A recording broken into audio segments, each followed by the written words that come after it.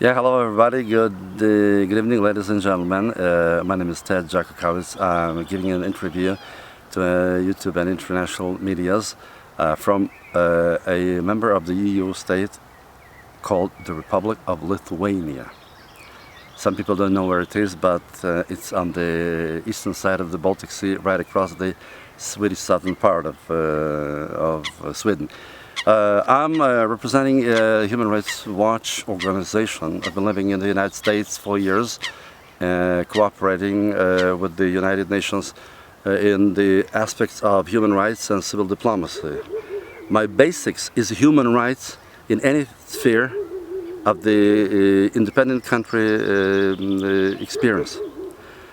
I've been living within the Soviet Union system period when Russia occupied Lithuania, Latvia and Estonia after the Second World War, when Stalin sold out the Baltic states to, America sold it out to Russia.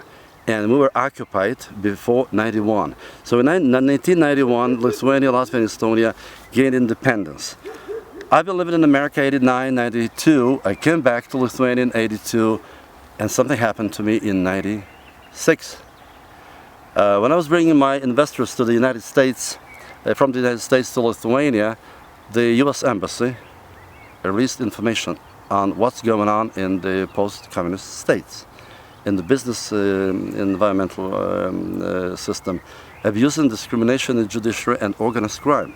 When I asked the American ambassador what he means and why is he frightening my investors, who wanted to invest the money, suppose $10, $50 million. So he said, I'm showing you only the top of the iceberg. But if I don't release this information to the public and the American investors or the investors from any other country, if your investors lose the money in this country through the banks, where organized crime is, in cooperation with the government. So they will, your investors would file a lawsuit, a criminal investigation against me, and they would file a lawsuit against the U.S. government, United States government, and I would go to jail if I don't tell them what's going on. I didn't believe that. But when I lost my property in '86, I left for investment program to outside of Lithuania. So within 2 weeks, I lost my property. And it's been 20 years, I've been in courts, prosecution, and I've been trying to establish the rule of law, which the US government and the European Union claims is still existing in the Baltic states and the East European countries. But I have to say, as for today, the 21st of June, 2016, I strongly doubt that there is some kind of rule of law and democracy. I recently asked one of the American correspondents and a person who's employed here for democracy development, and when I asked him, do you believe that democracy is that there is democracy in the Baltic states? He said no, it's just developing democracy. So it's a different. Post-communist states can never become a democracy within one day. It was 2004 when our government was persisting that we have to join the European Union. I'm not a European skeptic. I love my country. I love Lithuania. I was born here. I have a Polish Jewish origin. I'm a national minority in this country, but I've been fighting for the rule of law and for my justice, for my human rights for the period of 20 years, and I lost all of my property. I lost my ability to find any job. I have a PhD in linguistics, 4 languages, at the Bonus University. I've been working for the University of New York and cooperated with the United Nations. And too bad, I have to say, there is very little democracy in a post-Soviet Lithuania.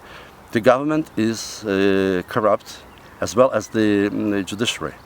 So the Soviet KGB has not been doing these so horrible things, what is being done right now through the hands of independent courts.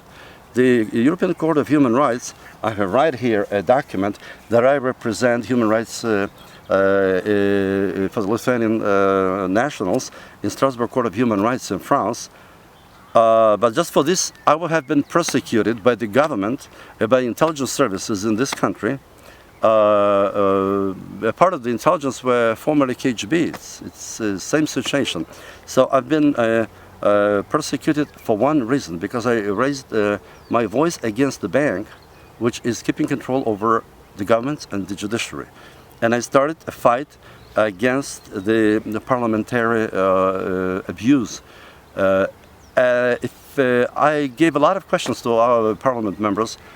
Why is it so that there is so many, the legislature is real bad. Some of the law is still abuse and discrimination in judiciary and law enforcement system, and the nationals are being discriminated by using inconsistent, absurd, anti-constitutional law.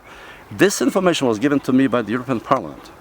In 2003, 2005, 2008, the Strasbourg Court of Human Rights it's not an independent court.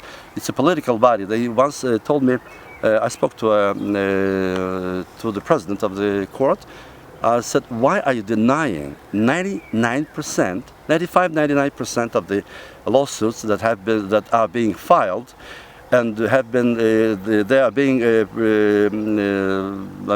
processed by most prestigious lawyers, attorneys in Lithuania, Latvia, and Estonia, and the cases are being rejected for no reason. There is no motivation. So I lost my property and I have to go back to the United States or any other democratic country which would give me a shelter. Well, actually, my case qualifies for a political asylum. I've been helping a lot of people from the post-Soviet countries getting political asylums in the United States. But right now, I think I have to go back to America and ask Mr. Obama to grant me a political asylum, because I have proof that the government of my country has been persecuting me for human rights activity, for criticism of the government, and they stole my property, and they told me, you don't like Lithuania, so get the hell out of here and go back to your America. I said, no, America belongs to Indians and Americans. Well, my country is Lithuania. I was born here, and I will be fighting for the independent ideas. If you claim that there is the rule of law, I addressed, once I called the White House and I spoke about 40 minutes with the national security advisors of the president. When our Lithuanian president was visiting Mr. Bush, that was about maybe 7 years ago. So they said that we are aware of the situation, so please put everything in written. But I was afraid to do that, because we're being persecuted by the local government. I have my family in the United States and some other countries, but I have to say that I love the country, but there is still a lot of things to do to improve democracy. Democracy is not existing whatsoever till today. We have to fight a lot. Lots of people are leaving. We lost a lot more people, almost three times more people immigrated during the 25 years of Lithuanian independence, in comparison to those who have been banished to Siberia by their Soviet regime, by Stalin. So how can you live in a country that does not respect human rights? And if somebody is trying to raise his voice and protect human rights, he loses his jobs, he loses his job, his ability to raise his family, he's just, and in my case I was stolen my property. My property was just gone and I couldn't prove anything in court. I will be filing a lawsuit against Lithuania in Strasbourg Court of Human Rights as an activist. I have a lot of proof. Falsified documents have been used by the bank, by courts, prosecution, but I can do nothing. They are just ignoring the facts. And the Brussels says, well, your country is independent. We can't do anything. We can't interfere. The president of the European Parliament once said, when he was here, he was visiting Lithuania about years ago. He said, well, I know we have a lot of complaints coming down here to Brussels. But in Soviet times, you could have you could have written a letter to Moscow and to complain about it in Moscow. That you had a control. Right now, we gave independence to 11 post-Soviet countries, and we cannot keep control over the local situation. So it's a sad story. But I have to say that if a person wants to prove justice in the post-communist states, so either he is being killed or he can be isolated completely from the society, or In my case, I had my property completely stolen, and I'm forced to leave the country. So it would be very reasonable to compare what the difference is between the Soviet Russia and the post-communist Baltic states. Well, actually, Estonia is a little bit better, but Lithuania, Latvia, well, Poland. Poland is a little bit bigger, but we have a very complicated situation right here in this beautiful country, Lithuania. I love it very much, but being so sorry, I have to leave it for political reasons within the independent Soviet Union. I wish everybody good luck, and thank you for staying with me.